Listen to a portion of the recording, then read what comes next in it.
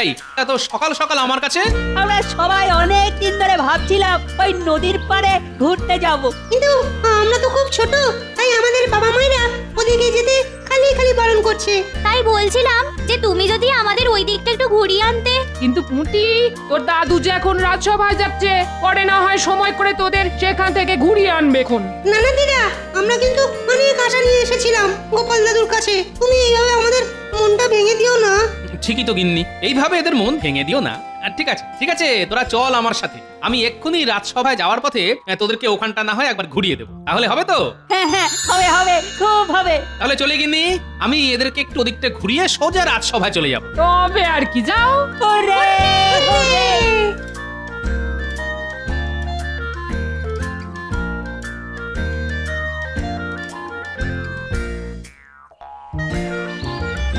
কি হলো মহারাজ, আজ সকাল সকাল ঘরের মধ্যে এত পায়চারি করছেন কেন? চিন্তা করছি রানী, চিন্তা চিন্তা, গভীর চিন্তা। তা কি চিন্তা করছেন শুনি?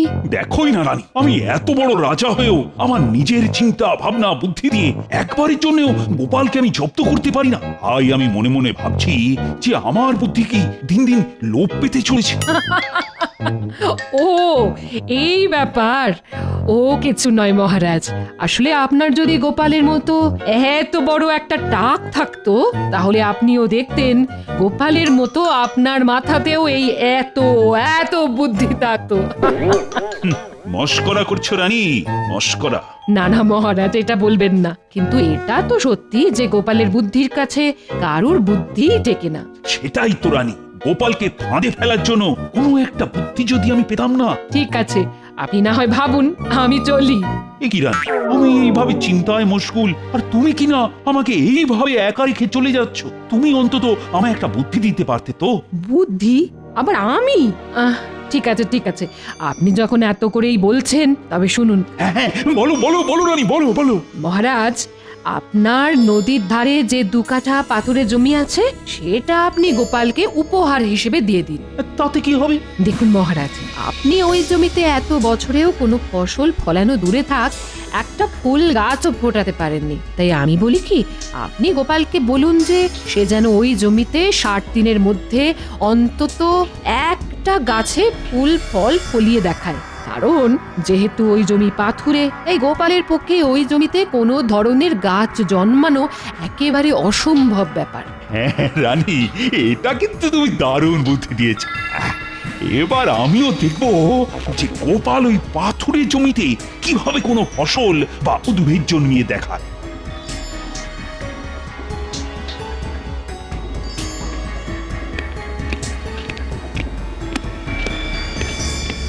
প্রণাম মহারাজ।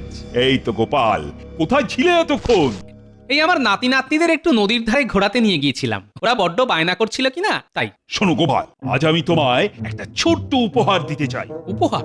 তাও আবার এমনি এমনি? আসলে তোমার রানীমা বেশ কিছুদিন ধরেই তোমার প্রশংসায় পঞ্চমুখ, যে তুমি আমাদের জন্য কত কি করো, আর আমি নাকি তোমায় একটি ছোট্ট উপহারও দিই না। তাই রানীমার মতে আমায় নাকি তোমায় কোনো একটা ছোট্ট উপহার দেওয়া উচিত। তাই নাকি মহারাজ? তবে তবে দিন। আরে দাঁড়াও দাঁড়াও, আমার কথা যে এখনো শেষ হয়নি গোপাল। হ্যাঁ, আরো আছে নাকি? হ্যাঁ, আছে বই কি। এই উপহার তুমি নিশ্চয়ই পাবে, তবে এতে যে আমার একটা শর্তও আছে। উপহার দেবেন তা তো শর্ত? মহারাজের এই কথাটা যে সুবিধের ঠেকছে না। এ কি গোপাল, কি এত বিড়বিড় করছো বলো তো? না মহারাজ, বলছিলাম কি যে আমার উপহারটা কি সেটা জানতে পারি? নিশ্চয়ই। শোনো, আমার নদীর ধারে যে 2 বিঘা পাথুরে জমি আছে, সেটা আজ থেকে তোমার। এবার শর্তটা হচ্ছে যে তোমাকে ওই জমিতে 60 দিনের মধ্যে এমন কোন উদ্ভিদ জন্মিয়ে দেখাতে হবে যাতে ফুল ফল দুটোই ফলে। এ আবার কি শর্ত রে বাবা? শুধু এইখানেই শেষ নয় গোপাল, আরও আছে। তাই বুঝি? যদি তুমি ওই জমিতে কোনো উদ্ভিদ বা কোনো ফসল ফলাতে না পারো, তবে তোমার পিঠে আমি শাস্তি স্বরূপ 10 ঘা চাবুক মারব, এবং তুমি যদি এই উপহার নিতে অস্বীকারও করো, তাহলেও আমি তোমার পিঠে ওই 10 ঘা চাবুক মারব। কি গাড়া করে পড়লাম রে বাবা, উপহার নিলেও শাস্তি, এবার না নিলেও শাস্তি। এবার দেখছি মহারাজ গোপালকে কচ্ছপের মতো কামড়ে ধরেছে। কি গোপাল, চুপ করে গেলে যে? উপহার নিতে ভয় করছে বুঝি? আসলে মহারাজ, এটা উপহার না শাস্তি সেটাই ঠিক বুঝে উঠতে পারলাম না, তাই চুপ করে আছি। তবে আপনি যখন আমায় এত ভালোবেসে একটা উপহার দিচ্ছেন, আমি সেটা অবশ্যই মাথা পেতে নেব মহারাজ। বাহ বাহ বাহ, এই তো গোপালের মতো কথা। কিন্তু আমারও যে কিছু শর্ত আছে মহারাজ। কি শর্ত? শুনি শুনি। প্রথমত, এই 60 দিন আমি রাজসভায় আসবো না, এবং এই 60 দিনের বেতন আমায় অগ্রিম দিতে হবে, আর তার সাথে এই চাষের খরচ বাবদ 500 মোহর। ও তাই বুঝি।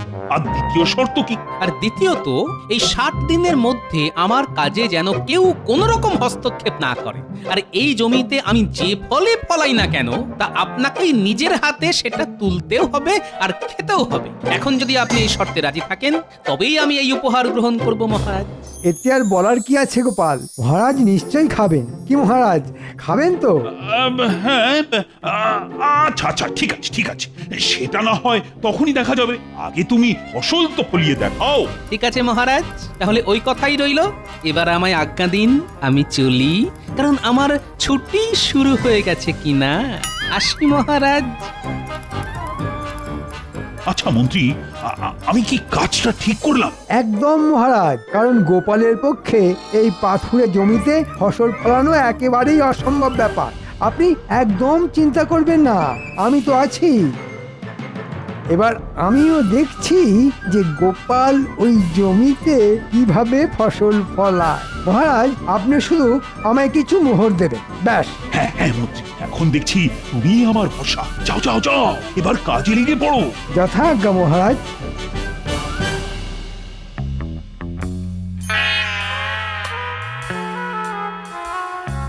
উফ, এখন কি যে করি। এমন কি উদ্ভিদ আছে যেটা পাথুরে জমিতে জন্মায়? হ্যাঁ, মনে পড়েছে, বিজ্ঞানী। ওর কাছেই না হয় একবার যাই। বিজ্ঞানী, বিজ্ঞানী, বাড়ি আছো? আরে গোপাল যে, এসো ভেতরে এসো। কি বিজ্ঞানী, আজ তুমি রাজসভায় গেলে না যে? আসলে হয়েছে কি, আমি না আমার একটা নতুন আবিষ্কার নিয়ে ফেঁসে আছি, তাই যেতে পারিনি। আচ্ছা বিজ্ঞানী, তুমি কি বলতে পারো যে এমন কোনো উদ্ভিদ আছে যা পাথুরে জমিতে জন্মায় এবং তার ফুল ও ফল দুটোই হয়? এ তো খুব সোজা গোপাল, ক্যাকটাস। ক্যাকটাস মানে ওই ফণী মনসা? কিন্তু গোপাল, এই উদ্ভিদ যে আমাদের এইখানে খুব একটা জন্মায় না। তাহলে এটা কোথায় পাবো? দেখো গোপাল, এটা জন্মায় পাথুরে আর বালি জাতীয় জায়গায়, আর এই গাছের জন্য তেমন একটা জলেরও প্রয়োজন হয় না, যেমন মরুভূমি। হ্যাঁ বাবা, সেটা তো অনেক দূর। এখন যে কি করি? কি হয়েছে গোপাল, তোমায় খুবই চিন্তিত দেখাচ্ছে। আসলে বিজ্ঞানী, এই ক্যাকটাস উদ্ভিদটা আমার চাই। ও এই ব্যাপার, তুই একদম চিন্তা করো না গোপাল, আমার একজন পরিচিত লোক আছে, সে তোমাকে ওই ক্যাকটাস গাছ এনে দিতে পারে। আরে তাহলে তো আর কোনো কথাই নেই। তাহলে কবে আমাকে তার সাথে দেখা করাচ্ছে বিজ্ঞানী? তুমি যদি চাও আজ বিকেলেই। তাহলে বিজ্ঞানী, এবার আমি চলি, বিকেলে দেখা হচ্ছে। হ্যাঁ হ্যাঁ গোপাল, এসো এসো।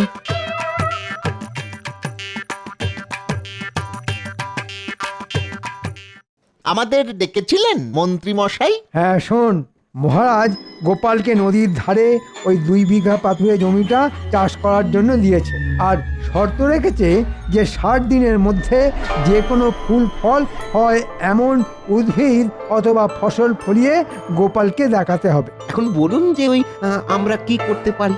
তোদের আজ রাতেই ওই নদী থেকে বালি নিয়ে ভরে দিতে হবে, যাতে গোপাল ওই বালি আর পাথরযুক্ত জমিতে কোনো ফলনই যাতে ফলাতে না পারে। আপনার কি বুদ্ধি মন্ত্রী মশাই?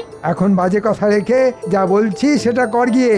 আর শোন, তোদের কিন্তু আজ থেকেই গোপনে প্রত্যেক দিন রাতে একবার করে গিয়ে ওই জমির অবস্থা নিজের চোখে দেখে আসতে হবে। কি পারবি তো? খুব পারবো, হ্যাঁ খুব পারবো।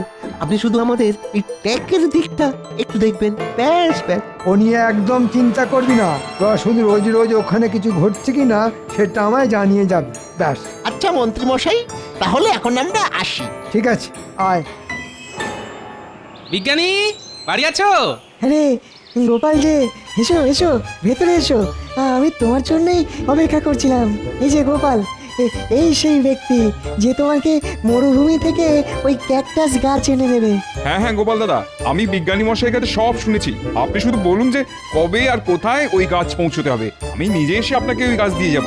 আরে এ তো খুব ভালো কথা। শুনুন, ভালো করে শুনুন। নদীর ধারে এক পাথুরে জমি আছে। আপনি আজ থেকে 59 দিনের মাথায় এই গাছগুলো নিয়ে সোজা নদীর ধারে চলে যাবেন। সেখানেই আমি থাকবো, আমাকে পৌঁছে দেবেন, কিন্তু সাবধানে, কেউ যেন জানতে না পারে। ওসব নিয়ে আপনি একদম চিন্তা করবেন না, আপনার কাজ হয়ে যাবে। এবার আমি চলি। হ্যাঁ হ্যাঁ, এসো এসো।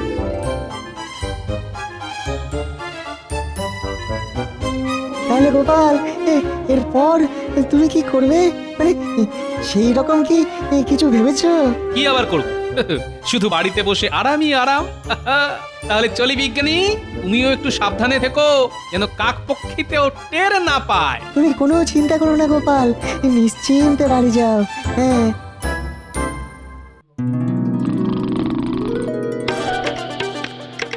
দেখেছো পুরো কাণ্ড দেখেছো? রাজসভা ডকে তুলে শুধু পড়ে পড়ে ঘুমোচ্ছে, শুধু পড়ে পড়ে ঘুমোচ্ছে। বললি বললি কি গো, রাজসভায় যেতে হবে তো নাকি? এই এ তুমি আবার কি হলো? বললি পড়ে পড়ে ঘুমোলেই হবে? রাজসভায় যেতে হবে তো নাকি? এই শোনো, আমি এখন ছুটিতে আছি, তাই এখন শুধু খাওয়া আর ঘুম। আরেকটা জিনিসও কিন্তু বাকি আছে গোপাল দাদু। আরে তোরাও এসে গেছিস, তা সেই জিনিসটা কি শুনি? কেন গল্প শোনা? হ্যাঁ দাদু, তুমি যখন আর রাজসভায় যাবেই না, তখন না হয় আমাদের প্রত্যেকদিন একটা করে নতুন গল্প শুনিও। ওরে সেটা তো আছেই, তবে তার সঙ্গে সঙ্গে তোদেরকে যে একটা কাজও করতে হবে। কি কাজ দাদু? শোন তবে, কানে কানে বলি। এই পারবি তো? হ্যাঁ দাদু, ঠিক পারবো। সাব্বাস, তাহলে এবার তোরা যা, আর আমিও এই ফাঁকে একটু ঘুমিয়ে নি। আচ্ছা দাদু, এই চল চল চল। এই পৃথিবীতে আচ্ছা চালাক লোক দেখেছি, কিন্তু তোমার মতো চালাক লোক দুটো দেখিনি। বাবা রে বাবা, নিজে শান্তিতে ঘুমোবে বলে কি সুন্দর বাচ্চাদের কানে কানে পুষ্পন্তর দিয়ে বাড়ি পাঠিয়ে দিল। হ্যাঁ, আচ্ছা মন্ত্রী, গোপালের কি খবর? আর ওদিকে তোমার কাজই বা কতদূর এগোলো? জানি না মহারাজ, আমি তো এখনো এটাই বুঝে উঠতে পারছি না যে গোপাল এখনো অবধি কেন কোনো পদক্ষেপ নিচ্ছে না, অথচ আপনি আমায় যা বলেছেন আমি তাই করেছি। দেখো মন্ত্রী, কান খুলে শুনে রাখো, কিন্তু আমি যদি এবার গোপালের কাছে হেরে যাই, তাহলে গোপালের পিঠে যে 10 ঘা চাবুক মারার কথা হয়েছিল, সেটা কিন্তু তখন তোমার পিঠে পড়বে। কথাটা যেন মনে থাকে। আপনি নিশ্চিন্তে থাকুন, বটা ঘটাকে দিয়ে আমি ওই জমির এমন ব্যবস্থা করে দেব না, গোপাল কেন, ওর 14 পুরুষও এসে ওই জমিতে একটা ঘাস উঠিয়েও দেখাতে পারবে না। এবার আমিও দেখব যে গোপালের কপাল কত চওড়া, যে আমার 10 ঘা চাবুক খাওয়া থেকে বাঁচতে পারে। ঠিক বলেছেন মহারাজ।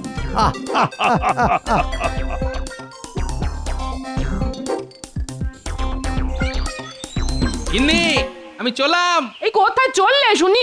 গায়ে একটু বাতাস লাগাতে গো। মরণ, বুড়ো বয়সে ভীমরতি দেখেছো? যাচ্ছ যাও, পারলে আসার সময় একটু বাজার করে এনো, নইলে নইলে যে সেদ্ধ ভাত খেয়েই থাকতে হবে গো। যাও। আচ্ছা আচ্ছা, আনবক্ষণ, এবার চলি। এই জমির এই অবস্থা কি করলো? এ তো পুরো বালি। আচ্ছা বুঝেছি, এই সব বেটা ওই মন্ত্রীর কাজ। নিশ্চয়ই মহারাজ মন্ত্রীকে দিয়ে এই কাজ করিয়েছে, যাতে আমি এই জমিতে কোনো ফসলই না ফলাতে পারি। তবে মহারাজ তো আর এটা জানেন না যে মহারাজ এই কাজটা করে একরকম আমার উপকারই করেছেন। তাহলে এবার শুধু 59 দিন হবার পালা, আর তারপরেই জমবে মজা।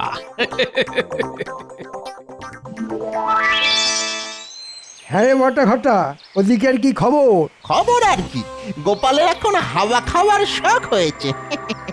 তাই শুধুই ঘুরে ঘুরে বেড়াচ্ছে আর বাড়িতে পড়ে পড়ে ঘুমোচ্ছে। মানে মানে ওই গোপালের মধ্যে এই জমি নিয়ে তো কোনো হেলদড়ি তো দেখছি না। আমার কি মনে হয় মন্ত্রী মশাই জানেন, গোপাল শেষ পর্যন্ত কিছু না পেরে মহারাজের কাছে ক্ষমা চেয়ে নেবে। আপনি কি বললেন? তাই না বলেছি। তবে মহারাজ এবার গোপালকে ওই 10 ঘা চাবুক না মারা অবধি শান্তি পাবেন না। যদিও আজকের রাত পোয়ালেই গোপালের সময়সীমা শেষ, তাই তোরা কিন্তু আজ রাতে গোপালের ওপর পেঁচার মতো চোখ খোলা রেখে নজর রাখবি, যাতে গোপাল কিছু যেন না করতে পারে। মন্ত্রী মশাই, আপনার এই 2 পেঁচা থাকতে আপনি কোনো চিন্তা করবেন না। আর যদি কিছু ওই বেচাল দেখি তাহলে ছুটে গিয়ে আপনাকে জানিয়ে আসবো। হ্যাঁ, সাব্বাস। তাহলে এবার আসি।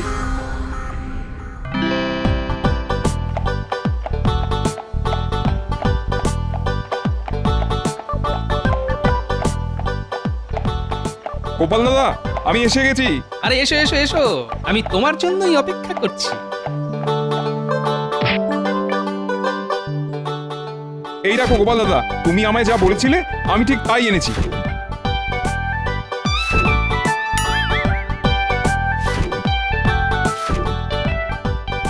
এবার আমার টাকাটা। হ্যাঁ হ্যাঁ নিশ্চয়ই, এই নাও। তাহলে এবার আমি আসি।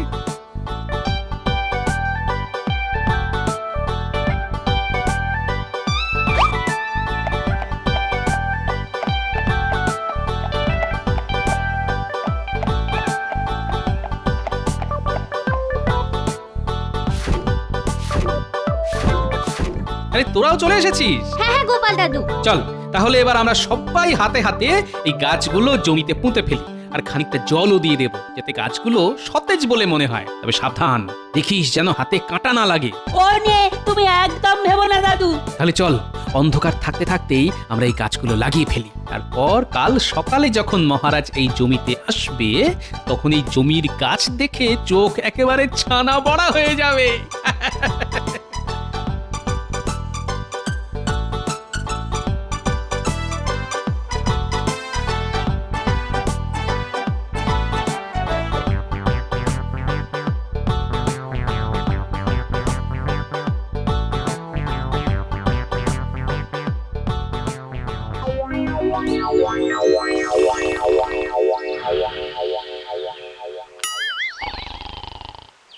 এই বটা, আরে আরে এবার ওঠ, ভোর হয়ে এলো যে। জমি দেখতে যাবি না? ওঠ ওঠ। দূর ঘটা দিলি তো ঘুমের 12টা বাজিয়ে। ওরে গোপাল যখন এই 59 দিনে কিছু করতে পারলো না, তবে শেষ রাতেই বা কি করবে? ঘুমিয়ে পড়। যদি মন্ত্রীমশাই এসে আমাদের কিছু জিজ্ঞাসা করে, তখন বলবো যে আমরা জমি দেখে এসেছি। ঘুম পাচ্ছে। তুই ঠিক বলেছিস। হ্যাঁ, আজকে গোপাল সেই রকম কোনো কিছুই করবে না। আরে হ্যাঁ রে বাবা, হ্যাঁ। এবার বেশি কথা না বলে চুপটি করে ঘুমোতো। ঘুমিয়ে পড়। ঠিক আছে, ঘুমিয়ে পড়ি। হ্যাঁ।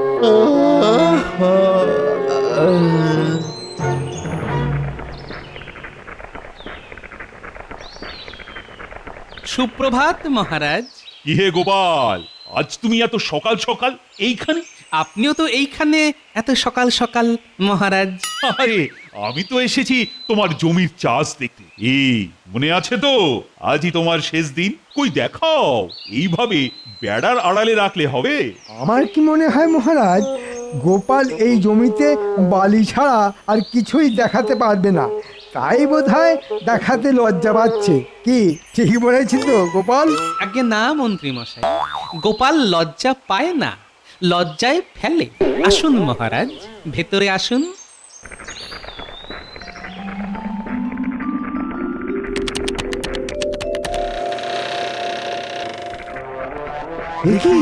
এই কি দেখছি আমরা? কি করছো গোপাল? কেন মহারাজ, আপনিই তো বলেছিলেন যে 60 দিনের মধ্যে আমি যেন এই জমিতে যে কোনো ধরনের ফুল ফলযুক্ত উদ্ভিদ অথবা ফসল চাষ করে দেখাই। তবে এই দেখুন মহারাজ, এই সেই উদ্ভিদ যার মধ্যে ফুল ফল দুটোই হয়েছে, আর এই উদ্ভিদের নাম হলো ক্যাকটাস। না মহারাজ, এটা কি করে হয়? এটা তো কাঁটা গাছ। কেন হয় না মন্ত্রী মশাই? এটাও তো এক ধরনের উদ্ভিদ, আর এর মধ্যে ফুল ফল দুটোই হয়েছে। সবই তো বুঝলাম, কিন্তু আর কোনো কিন্তু নয় মহারাজ।